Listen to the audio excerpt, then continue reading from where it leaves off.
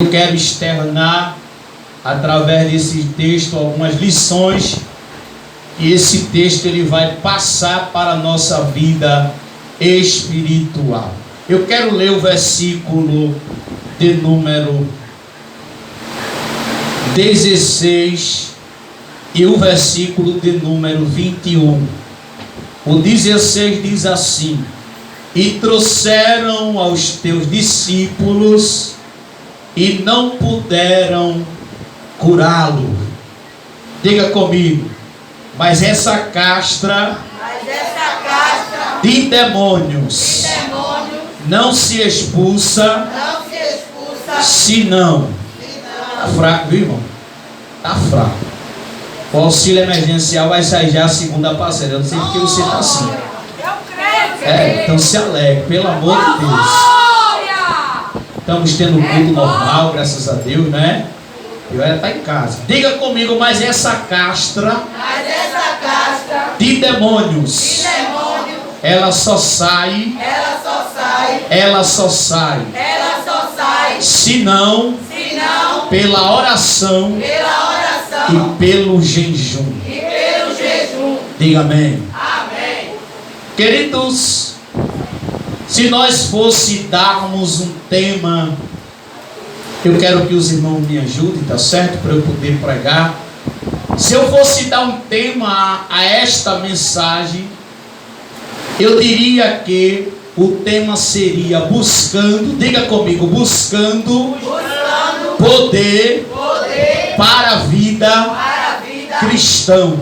Vamos repetir, diga: buscando poder para uma vida cristã.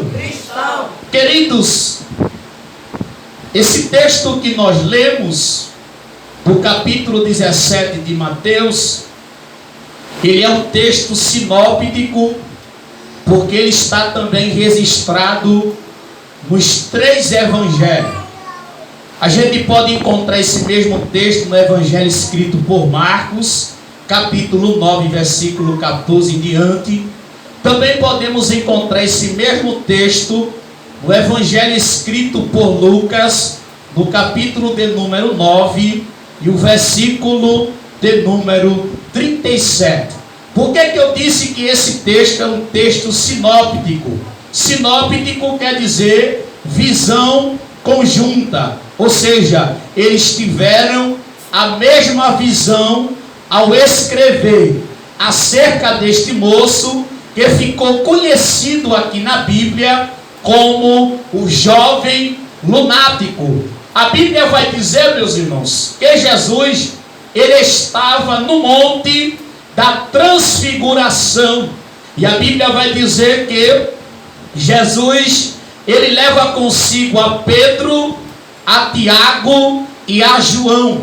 Segundo o evangelho de Marcos, que também, como eu disse, escreve esse mesmo texto, que é um evangelho sinóptico, o evangelho de Marcos ele descreve esse mesmo texto, só que Marcos ele é o evangelista que se preocupa em dar detalhes desse texto. Se você ler em Mateus, você vai ver de uma forma, e se você vai ver em Marcos, você vai ver que Marcos ele acrescenta ao falar desse jovem lunático algumas coisas a qual Mateus ele não vai registrar. E a Bíblia diz, e alguns comentaristas, irmão, que esse texto, não é, que é dos evangelhos sinópticos, quando Jesus desce do monte da transfiguração, a Bíblia diz que Jesus se depara com uma grande multidão, não só uma grande multidão, mas também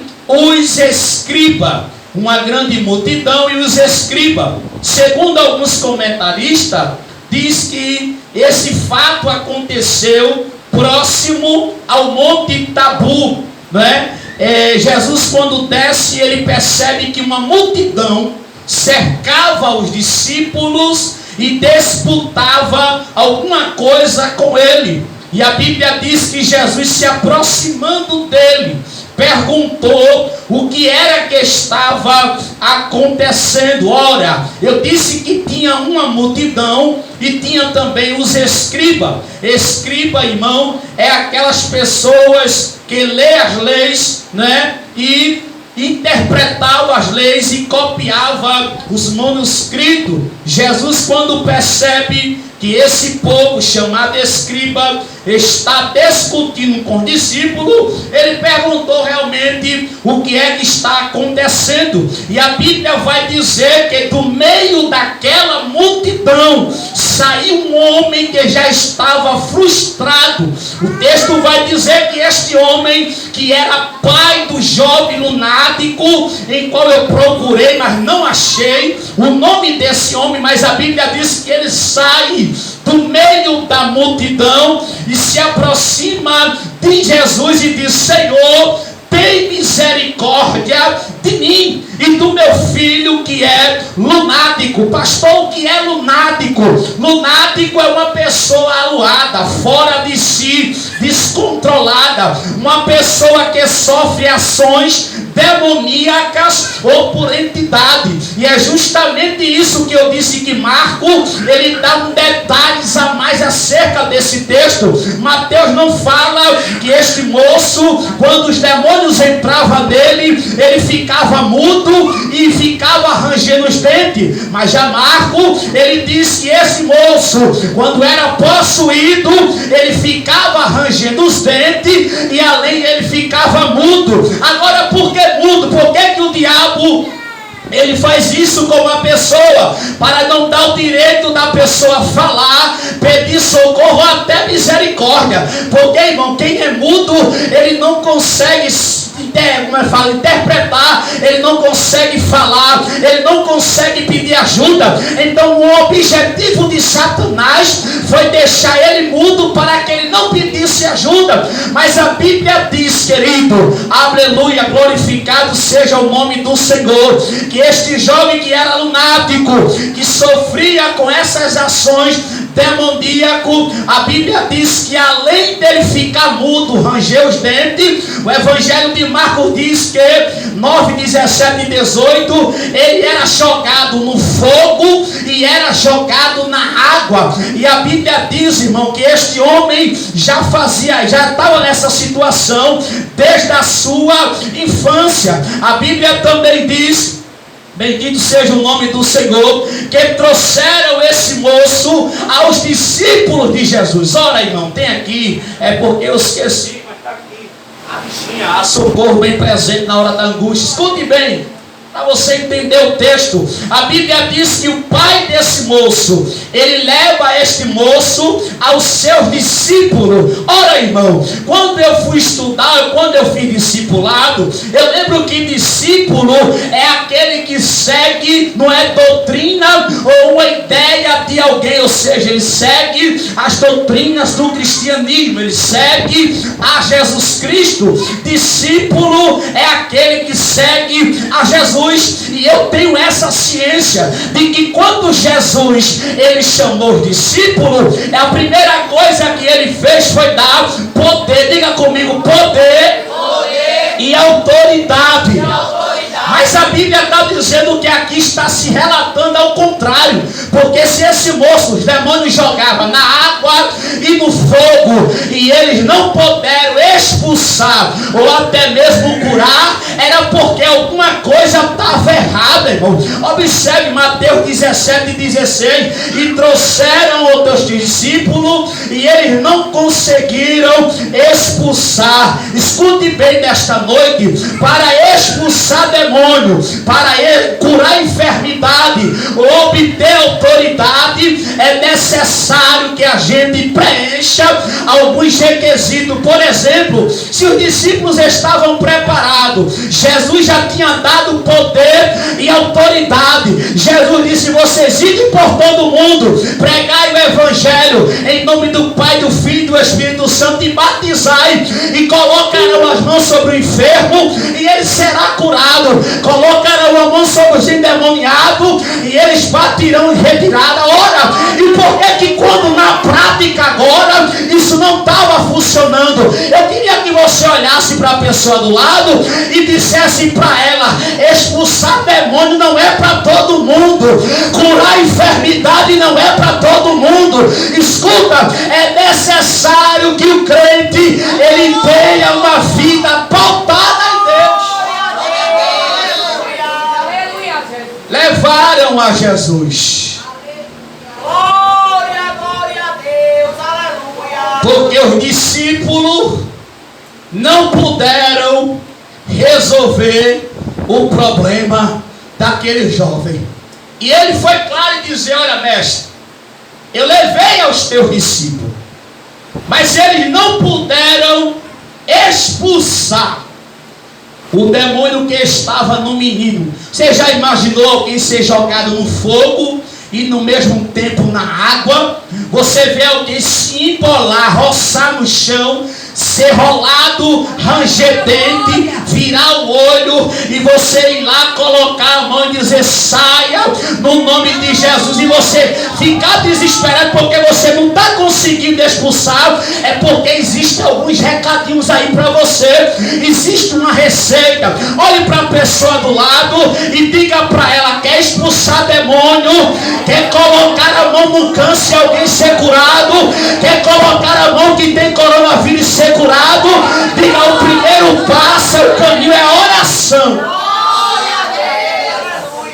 Crente que ora, ele tem a autoridade de Deus.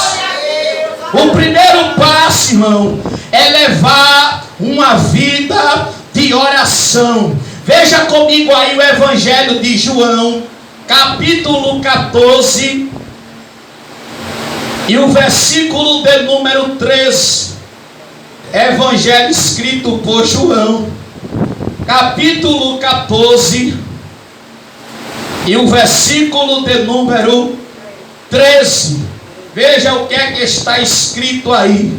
Está escrito assim: e tudo quanto pedires em meu nome, eu o farei, para que o Pai seja glorificado no Filho. Versículo 14: e se pedires alguma coisa em meu nome, eu o farei.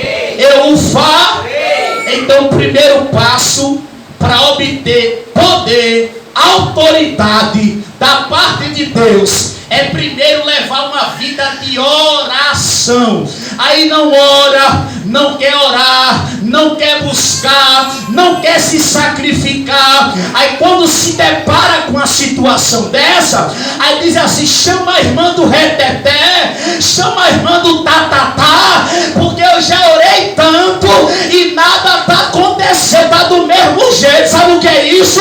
É a ausência da oração. Deus só vai te dar autoridade quando você buscar, quando você colocar a face no pó. Aí você vai ver poder cair, você vai ver demônio ser expulso, você vai ver câncer ser vomitado. Mas a oração, ela é o caminho que te leva para isso. A oração, irmão, não adianta. Jesus, ele conseguiu porque ele era Deus. Não, pare com isso. Ele era 100% homem em seu ministério terreno. Quando ele queria ser homem, ele era.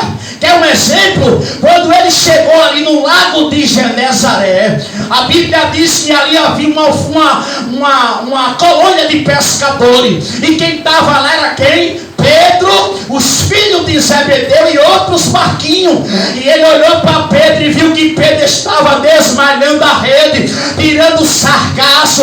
Ele disse: olha, Pedro, entra no barco e vai ao alto mar. Escute, ele como homem, ele precisou de um barco para ir para o mar. E quando ele queria ser Deus, ele não precisava de barco nem de baiteira. Ele andava por cima das águas porque ele era Deus.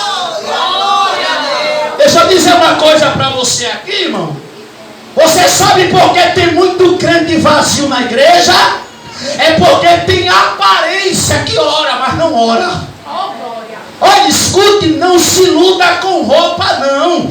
Eita, essa irmã, aí até imita, bota aquele cocô, porque eu creio, irmão. Eu creio no tatatá, no teteté, pode ser, agora tem que ser Jesus, diga amém.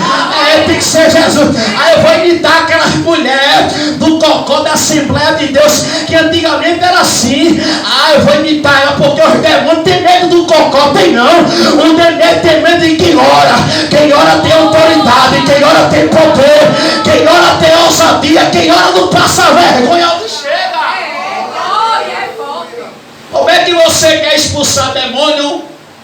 Aí chega alguém, porque chega na minha casa constante, estou em casa, daqui a pouco o portão, ó. Eu digo, quem é, meu Deus do céu? O dia todo aquele portão batendo. E quando eu olho, aí sou eu, pastor. Eu digo, pronto, é tromba.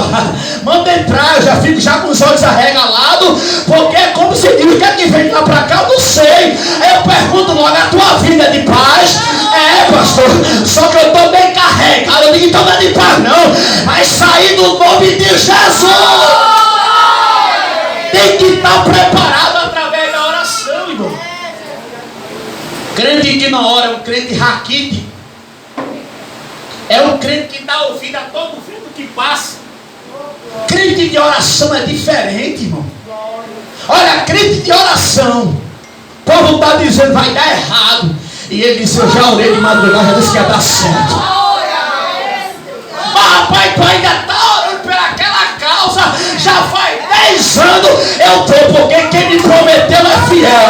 Ele disse, sede paciente na tribulação e perseverai na oração. Primeiro passo é orar, ela está indo embora, mas eu vou pregar. Para obter o tema é esse, buscando poder para a vida cristã. O primeiro passo é levar uma vida de oração. Veja aí, irmão, comigo. Atos dos Apóstolos, eu quero que alguém me ajude, por gentileza. Capítulo 16. E o versículo 16. Atos dos Apóstolos. Por gentileza, alguém viu? 16. Você vai ler o versículo 16 até o versículo 18. O que é que está escrito? Diga aí, minha irmã. E aconteceu que indo nós à oração,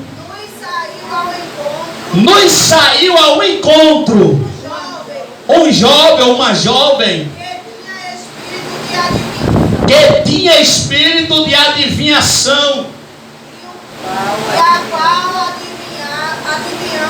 e a qual adivinhando dava grande lucros aos seus senhores. Está seguindo Paulo e a nós clamava. E esta seguindo a Paulo e a nós clamava, dizendo: estes homens que nos anuncia o caminho da salvação são servos do Deus Altíssimo. E isso fez ela por muitos dias. Mas Paulo, perturbado, voltou-se e disse ao Espírito, em nome de Jesus Cristo, te mando que saia dela.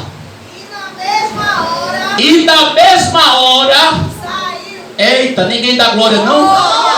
Diga assim, já saiu já. Já saiu já. Olha, Paulo e Silas estavam indo aonde? Fofocar. É isso que Deus diz, é?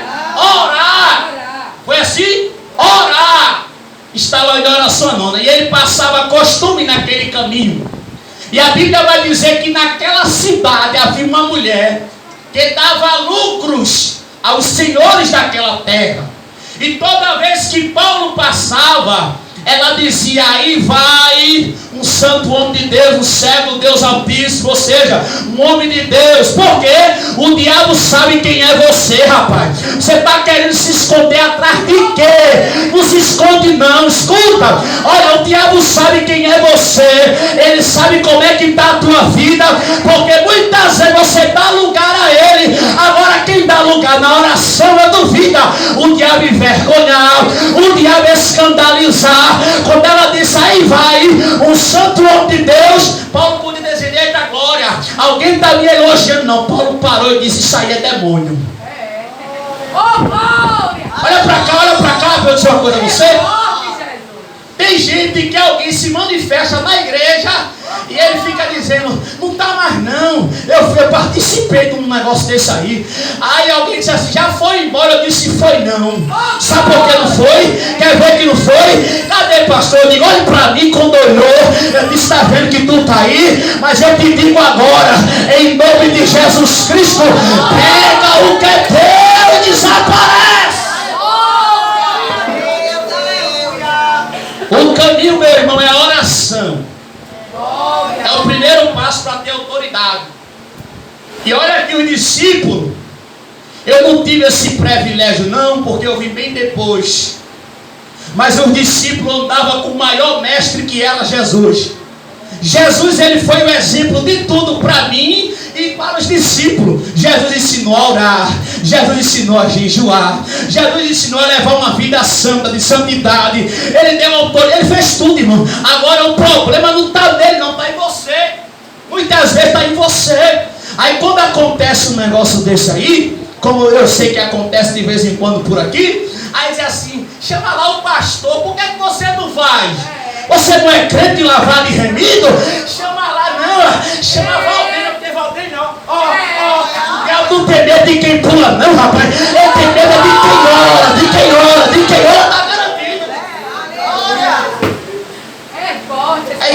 Aí fica com aquele manto troncho. Não é, irmão? Olha pra cá, que aqui é doutrina, é pau e cacete, até o final. Não quer orar para ter autoridade, e quando passa alguém: ora por mim, parece um guiné, ora por mim.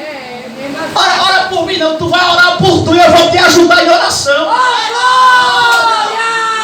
Porque olha, poder não é intransferível não. O culto vai buscar o teu, eu vou buscar o meu. Oração. Paulo, ele era um homem de oração. Com Paulo não tinha nem teteté, nem tatatá. Era o nome de Jesus caía. Por quê? Orava, irmão. A oração, ela tem um poder sobrenatural.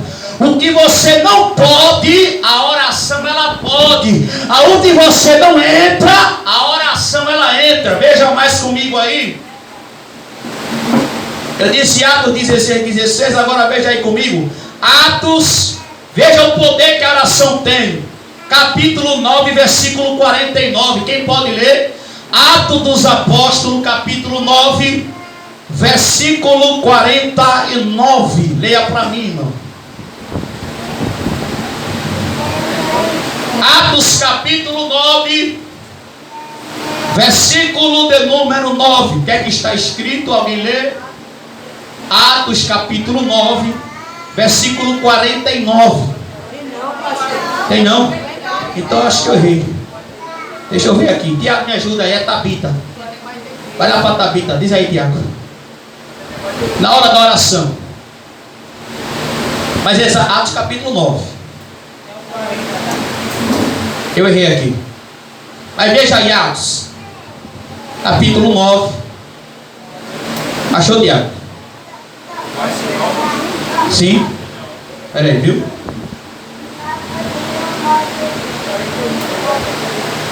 Atos capítulo 9. Deixa eu ver aqui. Me perdoe. É Atos 9 e 40. Isso aqui é um 0, não 9 não. Eu que escrevi, eu mesmo errei. Veja aí, irmão. Atos capítulo 9, versículo 40. Veja o que está escrito aí. Mas Pedro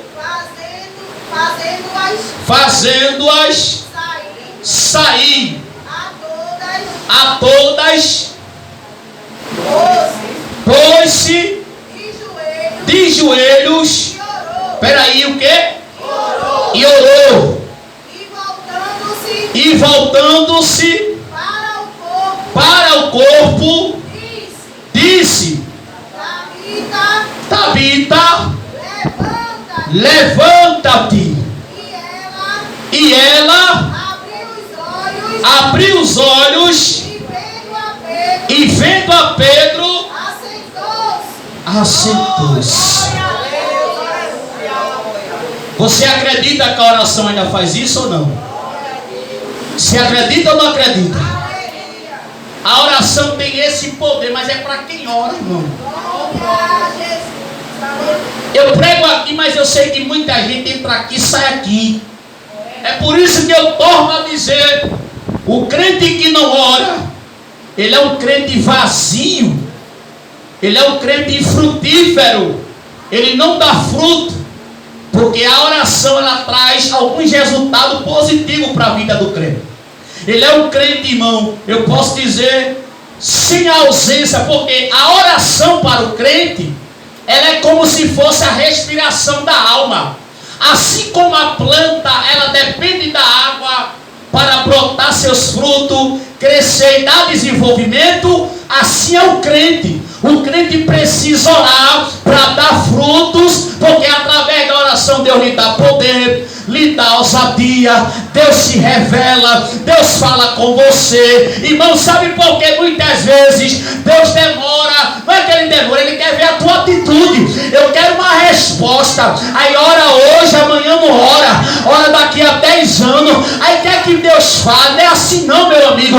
Tem que botar o joelho no chão, tem que orar até Deus responder. Enquanto Deus não fala, você vai orando. Veja aí comigo também o que é que a oração faz. Marcos capítulo 9, versículo 29. Tem o que aí?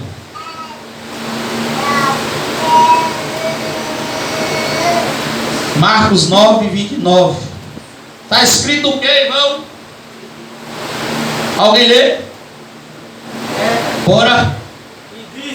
E disse-lhe: esta caixa não pode sair com coisa alguma. Essa castra não pode sair com coisa alguma. E não se com oração e jejum. Se não pelo quê? Oração e jejum. Diga para teu irmão assim: o negócio está difícil. Mas se tu orar, verás a glória de Deus. Diga assim: se tu orar, aonde não tem porta, Ele vai abrir porta. Diga assim: se tu orar, o que não tem jeito, Ele vai dar jeito. Diga assim: se tu orar, o que está bloqueado, Ele vai desbloquear. Diga: se tu orar, o que está morrendo, Ele vai começar a dar vida nessa noite. Ele vai começar a encher, Ele vai começar a renovar, Ele vai trazer à existência aquilo que não existe, mas é através da oração, irmão. Primeiro passo para ter uma vida de poder e autoridade é orar. E qual é o segundo passo, pastor? Eu vou dizer agora. Segundo passo, irmão, é levar uma vida santificada pelo jejum. Tem crente que não consegue fechar mais a boca, não é? Eu estou com a barriga grande, mas eu jejuo, viu? É muita água, é muito líquido que eu tomo, mas eu fecho a boca para jejuar. Você viu Marcos capítulo 9 aí? O que a gente leu 29? Ele disse que esse problema aí não sai senão com oração e jejum. Escute bem, você vai ver sempre na Bíblia esse exemplo, porque oração e jejum, eles andam juntos, são irmãos, sabia disso? Quando você bota o jejum e a oração, diga comigo, não tem tranca-rua, não tem Zé do Garfo, não tem Zé Pilantra, não tem São Jorge, não tem nada que possa bloquear a passagem. O jejum vai quebrar, a oração as ferramentas, vai desfazer, vai queimar os carros do fogo e Deus vai dar vitória a você. A minha esposa, ela conta isso, quando eu acho que ela esquece, mas quando ela lembra, mas agora eu lembrei. A gente estava para namorar, alguém já tinha me passado como era lá o negócio lá, difícil. Eu não vou dizer porque tem coisas que eu não posso falar que está no nosso canal, está sendo transmitido aqui. Mas eu lembro que alguém me passou uma imagem terrível. Eu não vou mentir para vocês não, irmão. Eu tremi na base. Eu disse, rapaz, para ganhar aquela galega ali, eu vou cair fora. Que eu não tenho peito e coraça não, ainda não. Ô glória, mas diga assim, mas o Deus que tu serve, Ele te dá coragem. Ele te dá coragem. Através do jejum e através da oração. Diga para o irmão, diga assim, ué, quando tu começar a jejuar e a orar, tu vai começar a se sentir diferente. Você vai começar a se sentir mais espiritual.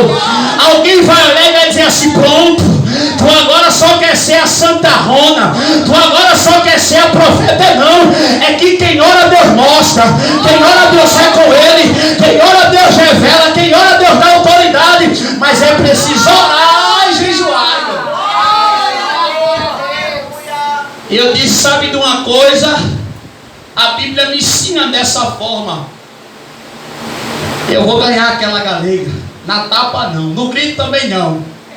Fui para o jejum e para a oração. E a galega do outro lado foi para o jejum, para a oração e para o louvor. Diga assim, Satanás não consegue ficar na frente não. Você está entendendo o recado aqui? Ah, é difícil, está difícil porque você não está orando. Está difícil porque não está jejuando. Agora é preço, viu?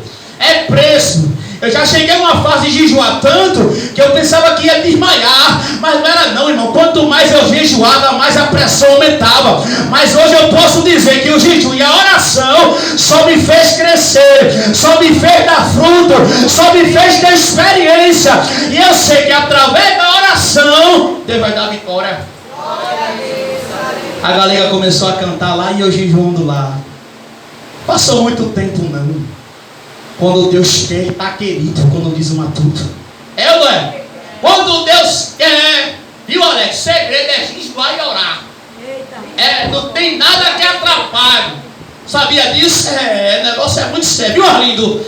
O negócio é melhorar para o teu lado quando começa a jejuar e orar. É, sai da pedra depois de 40 anos, é curso de escola. Não fica não, eu nunca vi uma arma tão poderosa, irmão, feito o jejum e a oração. Diga glória a Deus aí, pelo amor de Deus. É, irmão, o jejum faz isso. Veja aí, 2 Coríntios capítulo de número 11. Leia para mim por gentileza, irmão, para tomar um gole d'água. 2 Coríntios capítulo 11, versículo de número 26 e o versículo de número 20.